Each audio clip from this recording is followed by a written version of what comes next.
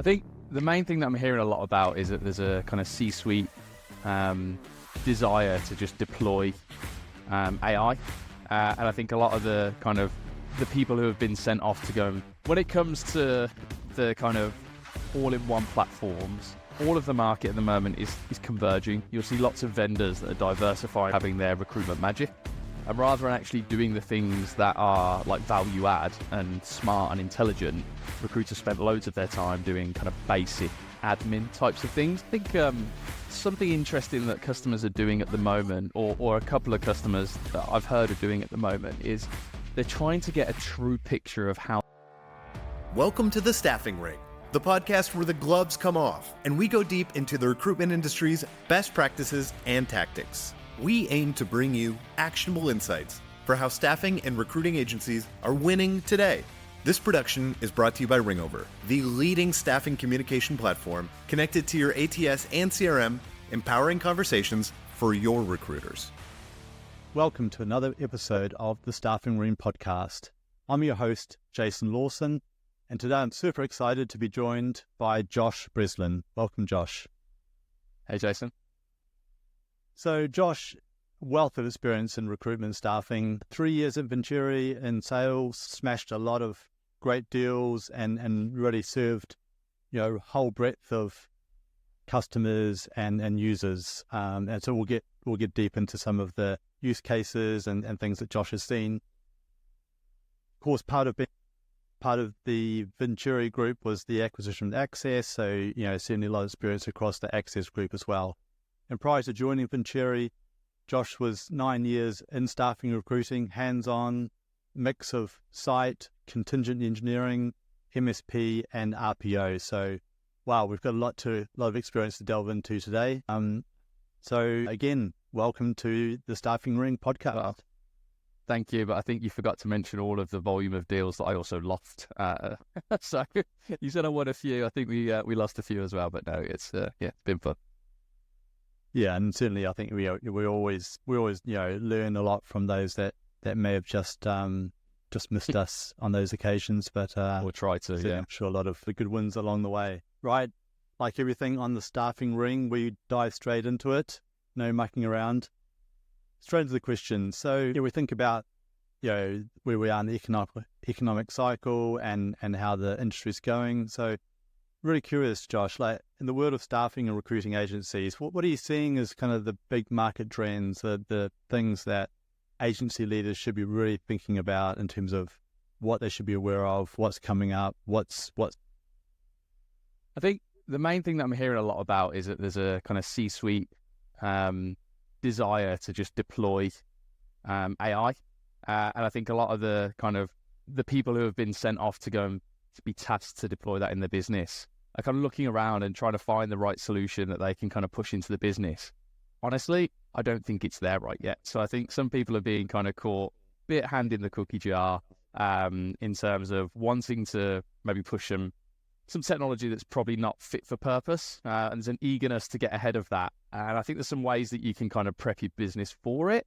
But I think probably practicing a little bit of patience at the moment, seeing what comes to market and seeing how it can be used is the number one thing that I'm seeing. And then the thing that I think people should be doing more of than they're not is automating.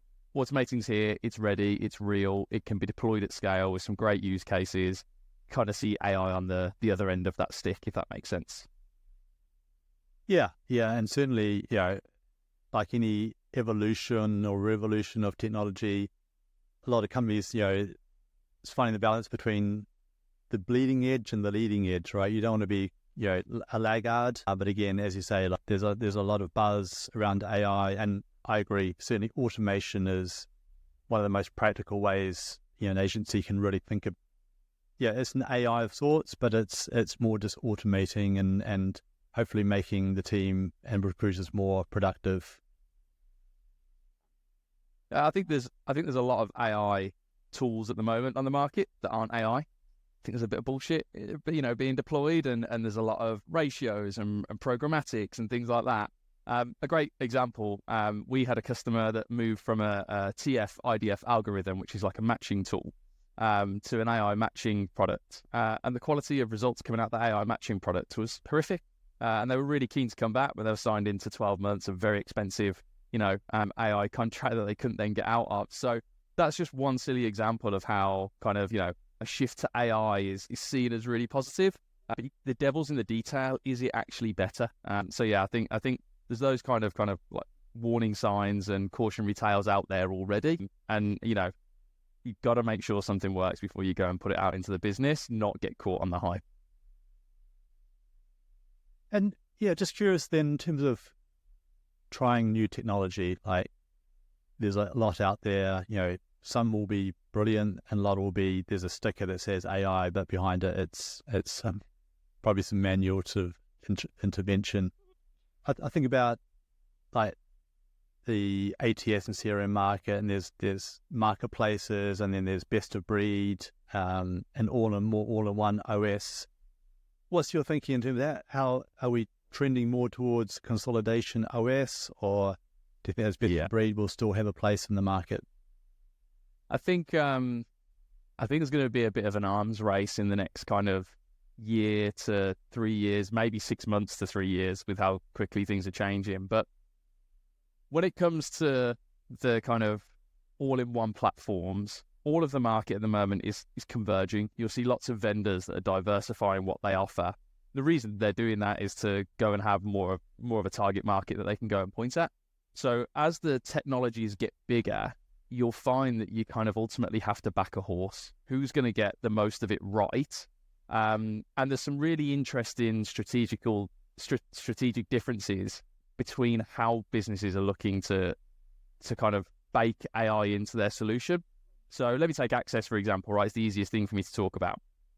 Where Access is going to be really strong in AI is it's going to be able to overlay a ChatGPT-like tool or a custom GPT into its various products. So when you're writing that prompt and you're asking it something, yes, you can ask it about something in the CRM ATS, but you can also probably ask it about payslip data or holiday balance, because it's also tied into that kind of data center or data lake, which is where your Fast Track 360 sits, right? So that's kind of one kind of element of the strategies that are being taken in the kind of AI space.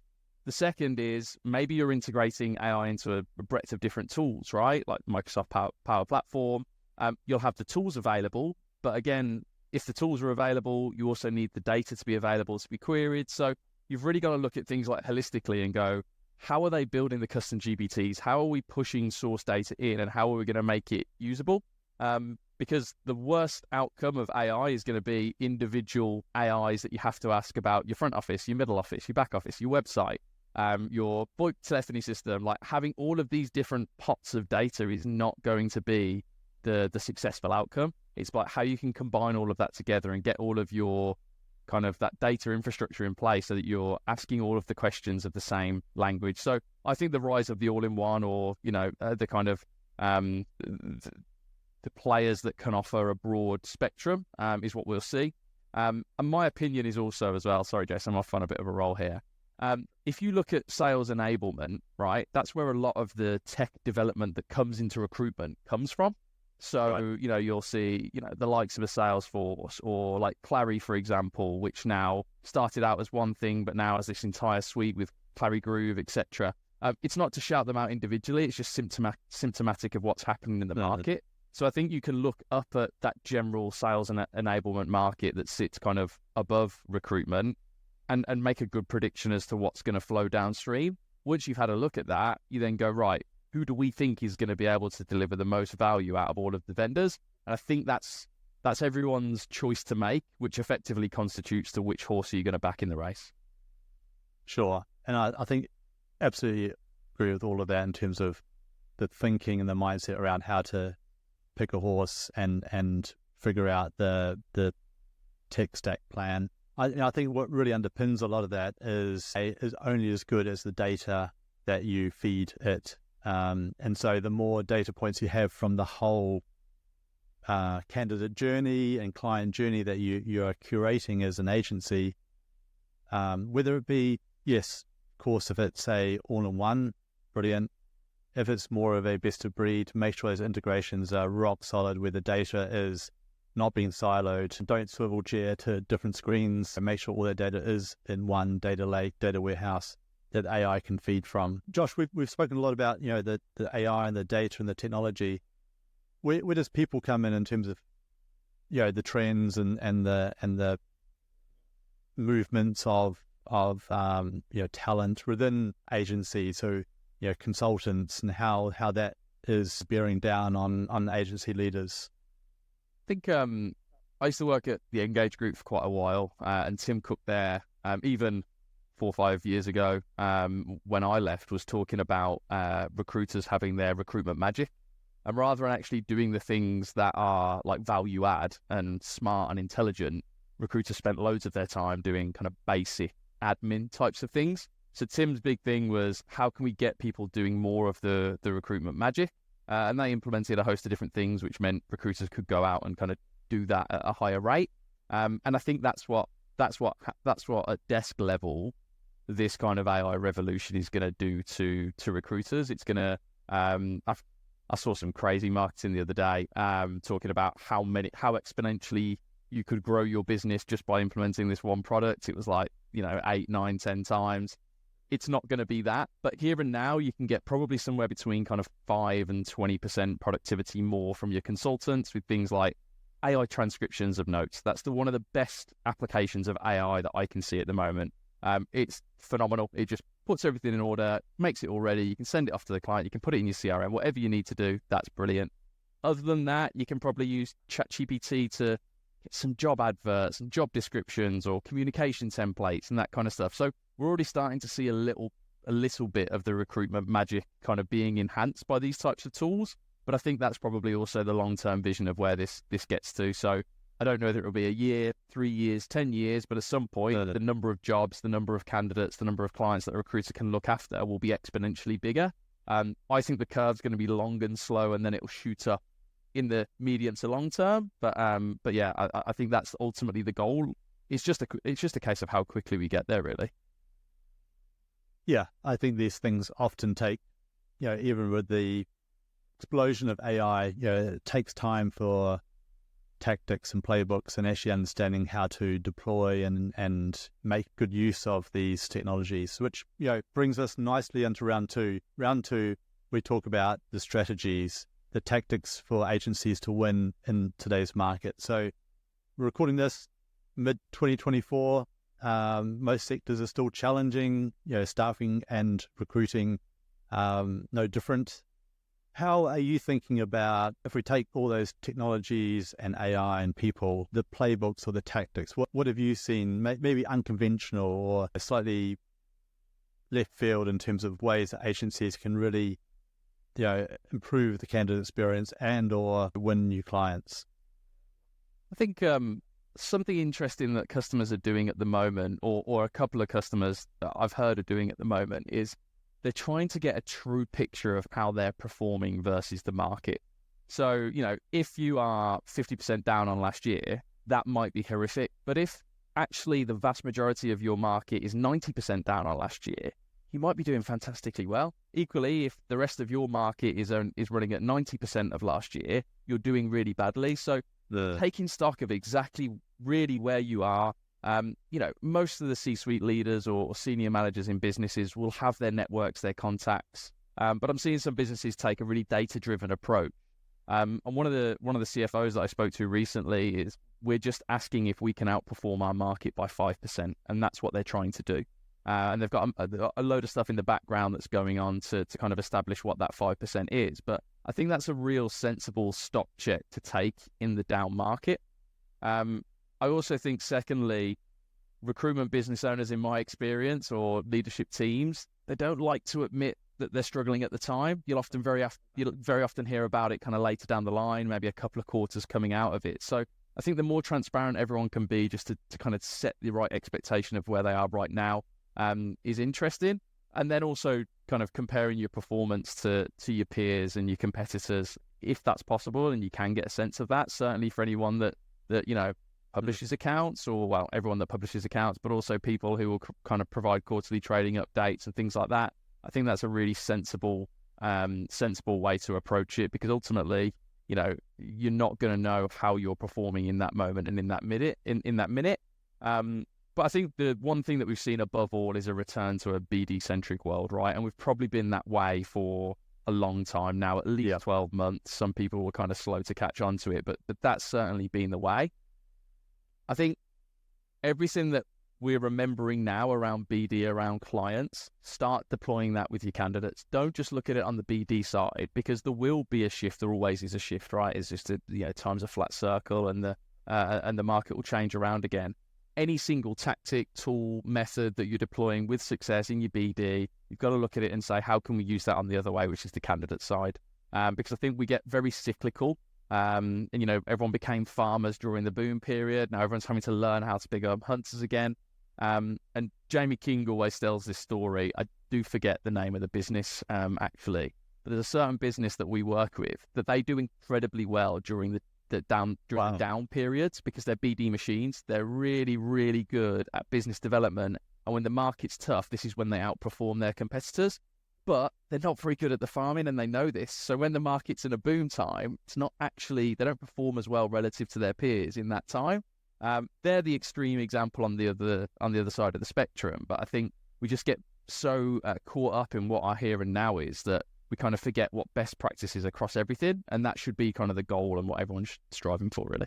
Yeah, absolutely. In terms of, you mentioned the data-driven benchmarking of an agency. Do you have any practical kind of examples or tools or metrics that agencies can really think about? How, what does good look like? What does, top quartile performance look like in 2024? Yeah, so I think in 2024 is tough, in year is difficult, but there is a tool available, and it links to Companies House. And what it allows you to do is create a comparison chart. And obviously what that will then do is it will solve for size, right? Because it will convert that kind of financial data into ratios. So you can plot how you perform 2022, 2023 against competitors, get notified when people declare their accounts for 2024 and so on. So that's a really interesting tool that enables you to kind of put some more meat on the bones in terms of the financial data that's flushing through the businesses and the accounts that come through. Harder if you get down into that smaller scale and people are posting things like micro accounts that it's kind of less valuable. But there is ways, and there's a host of market insight data that's shared. Again, things like vacancy soft, right, where you can go out and you can understand the trends. You can understand how your market is performing relative to kind of the broad spectrum labour market in the UK or globally, as the case may be. So I'd be looking at testing out 4 or 5 different data sources, seeing when we look back, does that make sense? Does that pass the sniff test of this data making sense, and then project that moving forward with the new stuff? Brilliant. Yeah.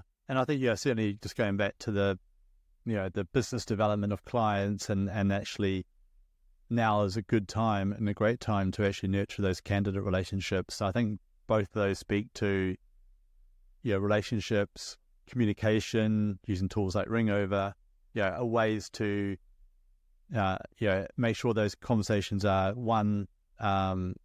beneficial and you're giving value at every moment. 2, those are being logged and captured within the ATS and CRM. And then 3, you can then build some automation to make sure you're nurturing, even when they're not a live prospect, candidate or client, you're still nurturing those relationships, again, with good communication value. So 100%. And I'll just go ahead.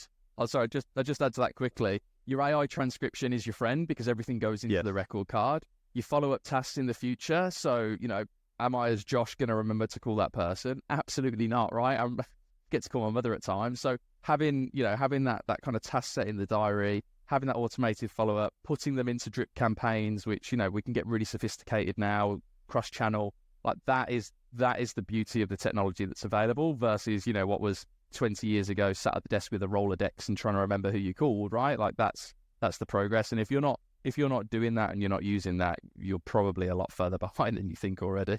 Yeah, absolutely. And look, all of this is, really for agencies to help think about how they can win. I also see a lot of benefit in, in the industry as a whole, improving best practice, and that's where a lot of these community groups like, Required, TRN team, APSCO, and many others, SIA and ASA in the US, are brilliant for that best practice and what's the right mix of talent and technology, because in challenging times, a lot of enterprises will be thinking, can we fill roles in house, right? So as an industry, make sure we have all boats rising with the tide.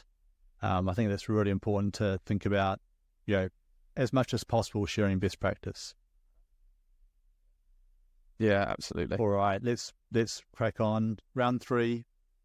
We've spoken a lot about product innovations, best of breed, and integrations. Just wanted to just go into a bit more tactics here, and just in terms of recruitment agencies, they are by nature a relationship, communication-driven business. So that matters a lot, and will always do and always will. How are you thinking about, we spoke about AI and those that may just be a sticker on a bottle, but really, what should agencies be looking out for when they're looking at new technology and deciding what's the right new software to bring in, and how and who to trust in that process? That is you're gonna have to stop me here and keep me on track. So number one is, agencies don't buy very often relative to the number of times that a seller sells, right? That is just the name of the game. And it's a little bit like their own hiring managers. How often are they speaking to candidates? Very little compared to the recruiter that's speaking to 20, 30 and shortlisting them down to 3 to 10, right? So first thing you need to establish is, do you have the expertise to buy well in your business? That's question number one. And then question number 2 is, do you have time to buy well as an organization? If the answer is no to either of those things, it's going to be very difficult to be successful. I'd go as far as to say you've got to get lucky to be successful in that instance. So that brings into question the external consultant conversation. Now, I want to preface this to say there are many wonderful external consultants out there that you can bring into your business to help you. But the problem is they look exactly like, in many cases, the poor consultants that you should not bring into your business. And the poor consultants, there's a number of reasons why someone might be a poor consultant, right? So sometimes they just lack industry or sector or system knowledge. Another thing is everyone's previous experience kind of biases them towards kind of what they bring to your meetings. And I can remember going back and forth on probably 15 to 20 truly irrelevant contractual clauses in one of our agreements with an external consultant. And through the conversations around these points, it became really obvious to me that person just did not know our industry, did not know the types of things that they should be looking for, the types of warning flags, getting breakdowns of all variable costs in advance of time. There was none of the things that you should have done, and lots of the things that truly, just weren't of risk or importance. So I think understanding, if you've decided that you need a consultant, knowing, do you need a commercial consultant, right? Is it a price question, in which case you probably need a different person, to is it a integrations question? And, making sure that your middle and back office and front office is all talk together. Again, if it's, automation or AI tech that you're buying, has that person done it before? Is the existing relationships, which means that they're going to push a certain product towards you more? I hate to say it, sometimes commercial relationships. There's political allegiances as well that exist out in the market. So, I don't think all of these things are terrible things. You just need to be eyes wide open to them before you engage and before you even think about buying, to make sure that you're putting yourself in the strongest situation to get the best outcome. Yeah. So much value there. And it makes me think of a startup idea, right? It's like a marketplace, like a trust pilot of specific staffing and recruiting consultants. Like, they'll be suited for different size of company, different types of, whether you're doing, temp, staffing, perm, exec recruit, maybe by country or by underlying ATS or CRM. So you could almost have this big marketplace, reviews. Let's talk afterwards, Josh. I'll invest, Jason. Take my money. But the final thing just on that as well is, I've been approached by independent consultants countless times, offering me, an Argos catalog of logos in the recruitment space, and said, "Oh, I can bring these people to your business. I'm getting, 7% of the ARR here. If you can give me 9%, then I'll bring them all to you." Right. So that is the prime example of actually kind of that's someone that's kind of making on both sides of the deal.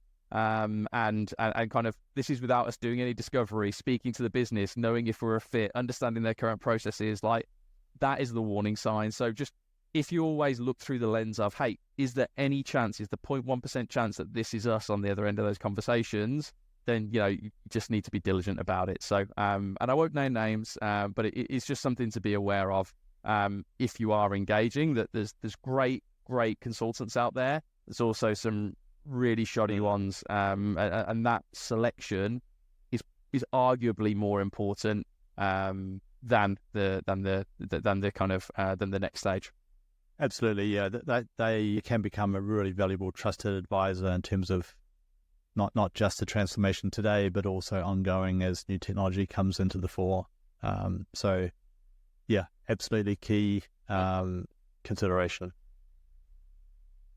And then just to the second part of the question as well, I think one of the things that I see a lot is, new tech coming to the market. I spoke to a couple of customers recently that have gone and acquired tech that's not very mature, that's not had, significant, it hasn't had volume testing, right? And everyone looks at Vincere in the old business and everyone thinks, oh, Vincere was an overnight success. Well, I didn't know Bernie that well. I didn't work with him for that long. But one of the things that, by all accounts, he did extremely well is he said, hey, we're only bringing this product to the UK when it's ready, and we're going to keep it in APAC and build it and test it through usership and customers because when you go into the UK market, you've only got one shot at cracking that. So I think everyone in the UK sees Vincere, sees an overnight success, and thinks it's really easy to build a wonderfully competent system. In my experience, that's not the case. When you've got customers that are having their contracts torn up and having money refunded to them because things are going wrong, generally that comes from consultants not using the system day in, day out, finding the bugs, finding the flaws. Again, another caveat to say there's some new entrants to the market that are awesome, that are really, really good. And if I didn't have my own allegiances, I'd go and try and use. But again, not to say they're all bad, but it is something to be aware of. There's, there's absolute benefit in knowing that you've got 10, 20, 30,000 daily consultants using that system. And that, kind of the sales process that you go through is reflective of the product that you end up with in the end. Yeah, I think, there's a lot of shiny new objects out there that do seem interesting, and some of them will be brilliant in terms of transforming part of the process within the agency.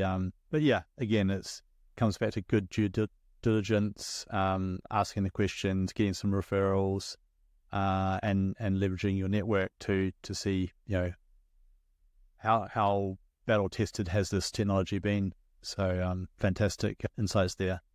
Right, let's get on and into round 4. This is the speedball round, quickfire Q&A. So I hope you're warmed up. You're for those not in the video, we're getting our gloves up now. Time for speedball. All right, Josh, here we go. So okay. Imagine you are walking into the ring, big stadium. What's your walk-on music theme song? Oh, probably something non-hostile or aggressive. Here Comes the Sun by the Beatles. Something nice and jovial, yeah. There you go. Full of confidence with that walk-in music, I tell you. Best movie, Fight Club or Rocky? This is a tough one. I'm going Rocky based on the volume of films and therefore enjoyment. Fight Club's a classic, but think the Rocky just gets it on volume. Yeah. It's a great series for sure. Are you red or blue corner? Oh, definitely red corner. I'm a Manchester United fan. However, just caveat, I can't wear red. I look terrible in it. So I always wear blue. But yeah, red's the favourite colour because otherwise I'm picking a different football team. So red by default, unless it's a wardrobe choice. They're up their away strips, right? Beach or snow? Beach. Love to ski, but beach. I'm with you. Absolutely. Coffee or tea? Coffee. Coffee. RIP to the Pret subscription, but yeah. I saw that. Yeah, devastating. first world problems, right? Yeah, for sure. Yeah, I love coffee. Just got to keep the caff on, like try and keep it before noon, right? Otherwise, I'm up late. Salsa or guacamole? What? Not even close. Yeah, it's just always guac. 100%. Are you a texter or a caller? Caller. You don't get very many texts back from me. I'm fairly unresponsive. So always a caller. And the nature of WhatsApp when you're in groups, it's just too much noise, isn't it? So lost in the sauce. Yeah. Virtual or in real life? In real life, yeah, can't beat it. We'll always try and go and see customers wherever possible. Yeah, always. Love it. Rustic or modern? Modern. If I think about a hotel room when I go in there, I want it to be modern. No, it's save the rustic for me. Any top hotel tips, favourites around? Not that I'd be happy to share. I think you'd get judged. I'd get judged by my choice of. Okay, moving on. Not that I'm willing to share. No, I feel like I'd be exposing myself. Moving on swiftly. E-books or physical books? Are you a reader? Physical, always like to turn the corner of. I'd never use a bookmark. Turn the corner of the page that I'm on, unfold it, and carry on to see where I'm at. So always physical. Old school. So you're a bit of rustic coming out of you there. Just the old paper corner turn. True. All right. We've got few sort of open-ended questions here. So kind of knockout piece of advice you've received, either through the recruitment staffing journey you've had or, while playing golf or elsewhere. What's really stuck with you? I just say you're never too important to be nice. That's like a really cheesy kind of saying or philosophy to live by, but I think you got to try and give everyone the respect that you'd want. And kind of, I think that's, if you follow that, you're not going too far wrong in any walk of life. No, that's brilliant. I'm a bit of a stoic sort of Marcus Aurelius fanboy. So yeah, so a lot of that kind of mindset is amazing. Just to keep your feet grounded, right? No matter where you are and who you're with. Talking about books, any books you'd like to recommend to the audience? Prisoners of Geography. I think always loved kind of like politics, and then actually I think the geopolitics element of kind of how the land shapes each nation and its kind of positional and security situation is fascinating. So that's kind of sent me down a bit of a thread, but that's a great kind of amble into it without being too heavy. So that's what I'd recommend. Amazing. I'll certainly drop that in the show notes and take a look myself. And any podcasts that you'd listened to recently or recommend? Yeah, Macro Monday. It's a macroeconomics podcast. That kind of is the opposite side of the geopolitics, so rather around how the land that we all live in shapes society. This is kind of, at the moment, there's a lot on votonomics, obviously with so many general elections and kind of elections being held globally, certainly in Western Europe at the moment.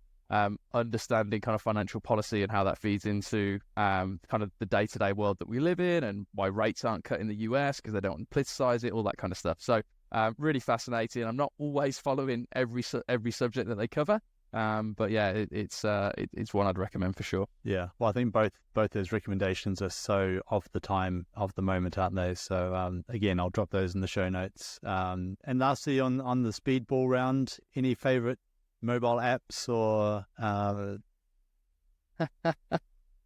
gonna be really, really boring here, and saying that the G Suite set of tools is vastly superior to the Teams and Outlook combination.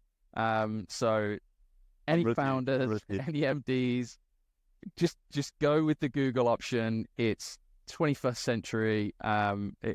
Life is easier with some of the widgets and tools that you can have, certainly if you're working mobile as well. So that's a big passion of mine, a hill I'm willing to die. The ability to just collaborate, just in real time, with the whole suite, docs, sheets, everything is you're always in sync, and being remote, hybrid, it certainly helps a lot. 100%. Yeah. Yeah. So we're at the cool down round now, so we can chill. We can just finish up with a few closing questions. So first one is, what if we think about just going forward, what's the biggest thing you're most excited about the industry, staffing, recruiting? I think without being too twee, we've got, I speak to a lot of founders and owners, and I'm really excited about this next wave. Not to say I'm excited because the next wave takes us out of the old wave, but there's a real social responsibility ethos. We're seeing so many B Corps now. I think, there was probably a few people that gave recruitment a bad name in the past. I kind of feel like that's well and truly behind us now, and that we're on the up. And I really like the vision and the direction of travel that the founders are putting us in. So I feel like it's a time that you can kind of be a bit romantic about recruitment now, where that maybe hasn't always been the case historically. But yeah, certainly a good thing that when I look around, I see lots of exciting businesses and more businesses now that I look at and think, yeah, if I was recruiting again, I'd love to be with them, and that's probably quite a nice spot to be in. Yeah, I think the automation, AI, technology is really, it means that successful agencies need to be professional agencies, whereas before you could be a little bit just a pad and a phone and off you go, and it was a bit Wild West. Whereas I certainly think agreed. It's really become, and at the heart, look, it's still a people business, and that flows through in the business and outside the business too. What's the three big takeaways for the audience today, Josh? Don't get caught with your hand in the AI cookie jar. I think that's number one. Brilliant. Love that. Number two, automate everything that you can that's not going to impact how your brand is seen and viewed. Big advocate of that, and I think there's loads of improvements that can be had, especially in a middle and back office. And number three, consultant. Beware. The right one is worth their weight in gold. The wrong one is going to cost you a lot. Yeah, no, that's tasty treats, cookie jar and all. So look, it's been amazing to hear your thoughts and insights, and I think for the audience, the wealth of experience you've got, both from being in the recruitment, staffing business, and in the last 3 years and more in terms of being in the technology, serving many customers, amazing kind of insights and experience. Before we wrap up, is there anything Thanks for having me. I haven't asked you that you'd like to share? I've got some hot takes on marketing. I think we do an awful job being real about marketing in the RecTech space. I think we overpromise. I know of 5 or 6 different examples of some things that are advertised with customer names on, that the customer's then knocking at the door of the vendor and saying, hey, we need you to take this down. And I think it just sets the wrong expectation around what's possible. So I feel like if we can responsibly market, then the expectation of new customers will be more aligned to what is real and not hyperbole. So that's kind of my the one thing that we maybe didn't get to. Yeah, I think certainly setting expectations, both marketing and sales, really helps serve the industry and the customers that we are looking to help, and also for the RecTech business, it helps with the customer experience and the customer journey, and then that leads to better lifetime value. So I think it's a win-win by being just more clear about what are the real features and benefits and time to value as well, which is a big one for agencies too. Yeah. I agree. It's just helping customers understand, isn't it? It is. Great. All right. So we're wrapping up. Where can people find more about you, connect with you, Josh? Address your complaints to linkedin.com/Joshua Breslin. I'll happily solicit your feedback on there. And yeah, that's where you'll find me. Brilliant. Well, again, I'll drop those in the show notes. So thank you so much. It's been awesome. Really appreciate you being a guest on the Staffing Ring podcast. Pleasure to have you here. And yeah, I'm sure our audience gained a ton of value from all of your insights and Maybe. Well, look, thanks for having me. Brilliant. All right, everyone, that's a wrap. Thank you again for listening to the Staffing Ring, and we look forward to seeing you on our next podcast. Over and out. This production is brought to you by Ringover. If you're a staffing or recruiting agency wanting to improve and scale your client business development or candidate engagement, and you want to learn about the very best communication tools and tactics, you can find out more information by visiting ringover.com. If you haven't already, please like and subscribe to our podcast on your favorite podcast app. And if you enjoyed this episode today, please leave us a 5-star rating. Thank you for listening to The Staffing Ring, and we'll see you in the next episode.